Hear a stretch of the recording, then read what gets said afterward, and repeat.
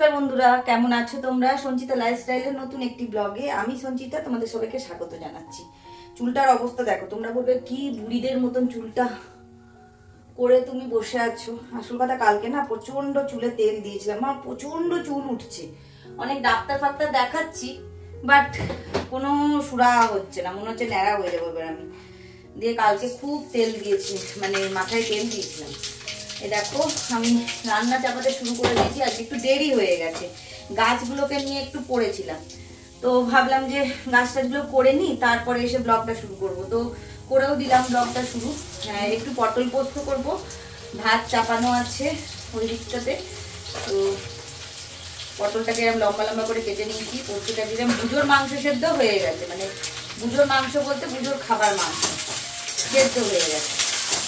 এইবারে এই যে রসুন, এগুলোকে ধনে পাতাটা একটু চাটনি বানাবো ভাবছি, আর একটু মাংস আছে সেটা করব, আর সবজি এসছে, সবজিগুলোকে কাটবো, কেটে তারপরে আবার আসছি তোমাদের সাথে কথা বলতে। হ্যাঁ, পটল পোস্ত চাপিয়ে দিলাম, আর এইটাতে দেখো ভাত হচ্ছে। এখন আসলে অনেকগুলো কুকুরে বাচ্চা দিয়েছে, তো তাদের জন্য ভাত করছি। আর ওইদিকে বুঝোর মাংস সেদ্ধ করা, বুঝোর খাবার মাংস সেদ্ধ করা হয়ে গেছে।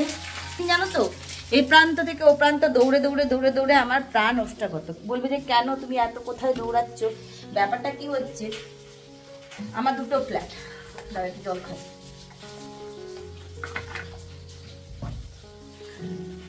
ক্যামেরাটা একটুখানি টানা লাগছে।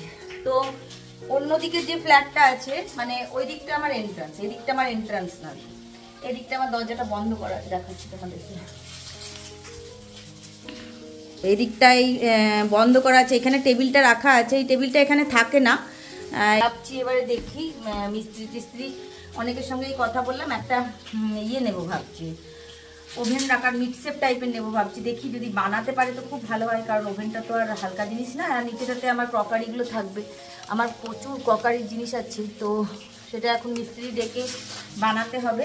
আর শরীর মন কিছুই ভালো নেই, কারণ আজকে তনু চলে যাবে, তো সেই করে আমার মন মেজাজ একদম ভালো নেই। তো কি করবো বলো, যেতে তো হবেই ওকে, ওর তো কাজের জায়গা।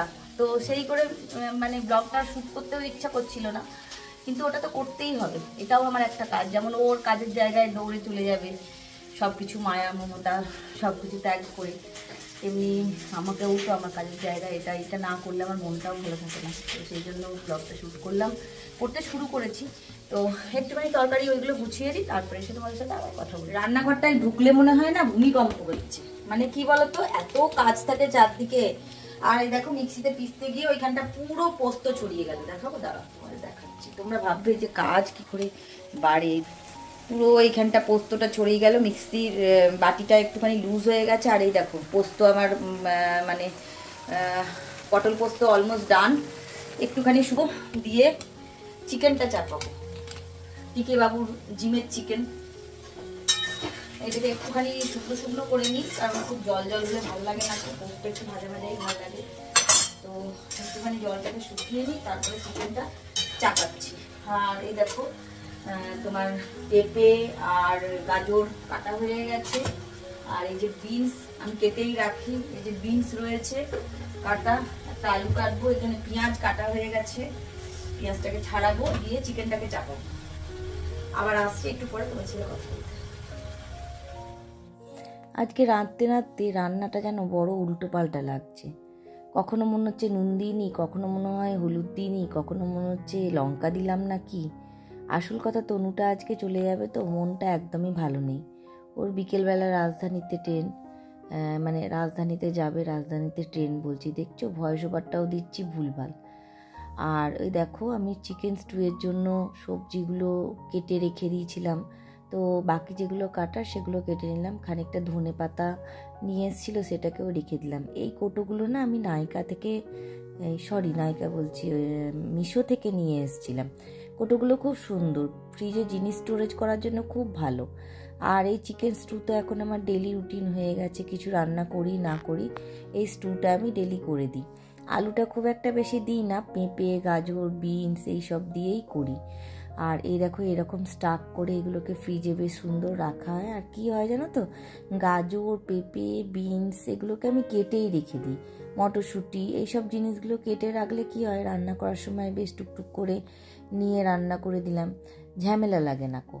নাহলে ওই প্রত্যেকটা জিনিস একটু একটু করে কাটো, ডেলি কাটো, খুব ঝামেলা লাগে। আর আমার মনে হয় রান্না করার সময় কাটা আর বাটা যদি থাকে তাহলে রান্না করতে খুব বেশি সময় একটা লাগে না। তাই আমি যখনই ফ্রি টাইম বসে থাকি, মনে করো ডাইনিং টেবিলে বসে গল্প করছি, কথা বলছি বা অন্য কিছু করছি, যদি দেখি কোনো সবজি আছে কাটার, সেটা তখন আমি কেটে নিই। আর বুঝো চিকেনটাও সেদ্ধ হয়ে গেছে, টিফিন কোটোয় রেখে দিলাম। আর এইগুলো এখন নিত্য দিনের আমার কাজ হয়েছে।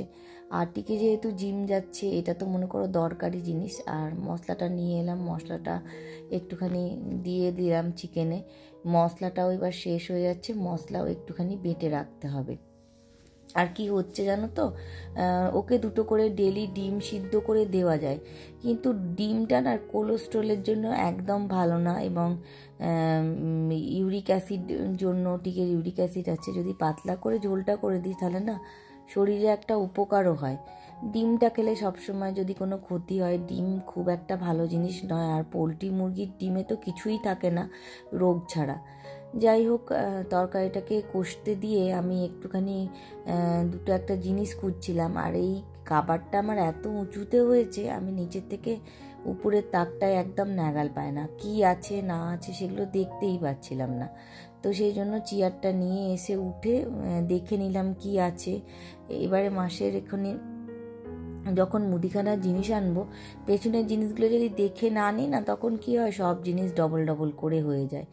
এখন আর অত আমার মনে থাকে না জানো। আর এই যে ধনতেরাসের নুনটা নিয়ে এসেছিলাম, এমনিতে আমি পিঙ্ক সল্ট ব্যবহার করি, ধনতেরাসে তখন পিঙ্ক সল্ট পাইনি, তো এই সাদা নুনটাই নিয়ে এসেছিলাম। তো ওটাকে ঢেলে রেখে দিলাম, এমার্জেন্সি পারপাসে ইউজ হবে। আমি কিন্তু নুন একদমই সাদা ইউজ করি না, আমরা পিঙ্ক সল্ট ব্যবহার করি। আর এই দেখো অলমোস্ট আমার চিকেনটা হয়ে গেছে। আর দেখো পাশ দিয়ে দুটো পড়ে গেল, সেগুলোকে তুলতে গিয়ে আমার হাতটা এতটা পুড়ে গেছে।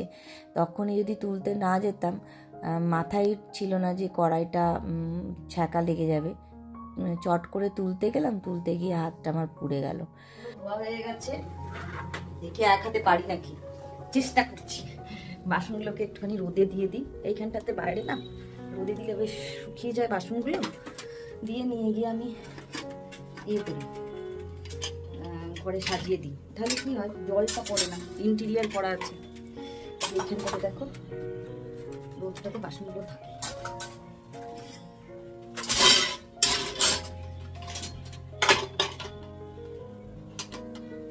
উল্টে দিয়ে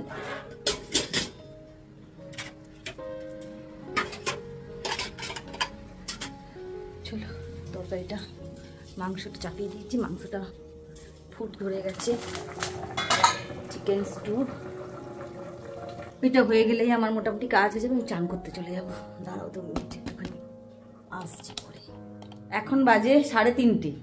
আমার আজকে প্রচুর দেরি হয়ে গেছে, একজন চলে এসেছিলো, কাজ ছিল একটুখানি। আর এই দেখো দেখো, আর ওই দেখো পটল পোস্ত, আর এই যে বুজোর চিকেন ভাত।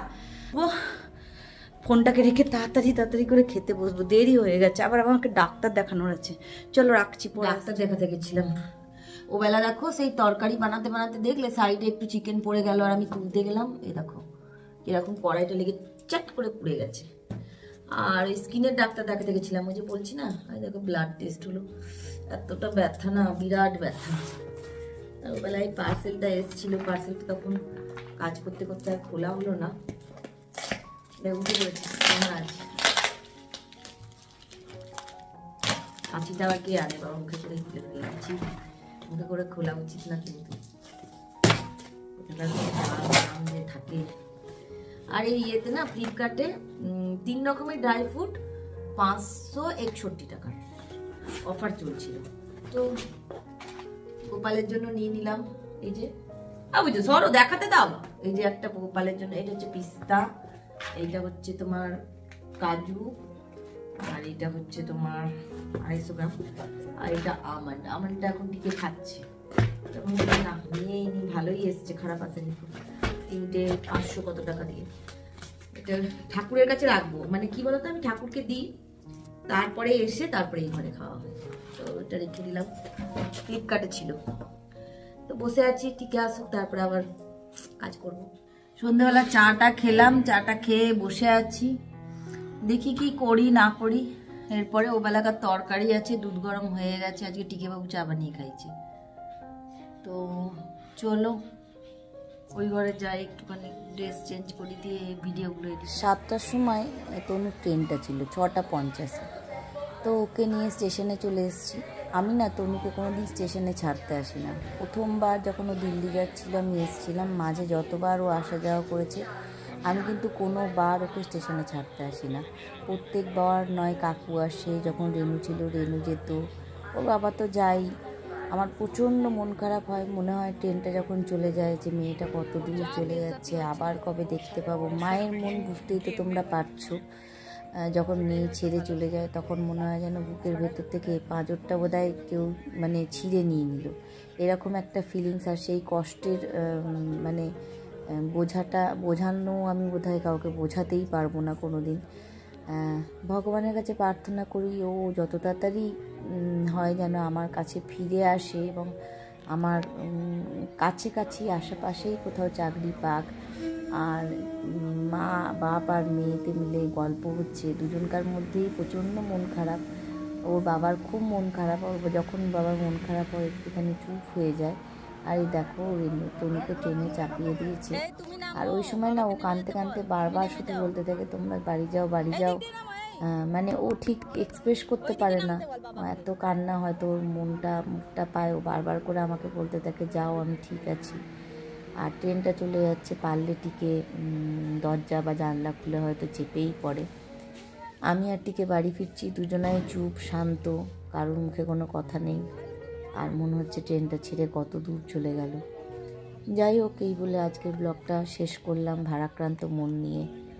তোমরা পাশে থেকো, আমার ব্লগগুলো যদি ভালো লাগে লাইক কমেন্ট আর চ্যানেলটাকে সাবস্ক্রাইব করো, বেল আইকনটাকে অল করে দিও, নতুন ভিডিও দিলে তোমরা দেখতে পাবে আর তোমরা নোটিফিকেশান পেয়ে যাবে। তো সবাইকে অনেক ভালোবাসা দিয়ে ব্লগটা শেষ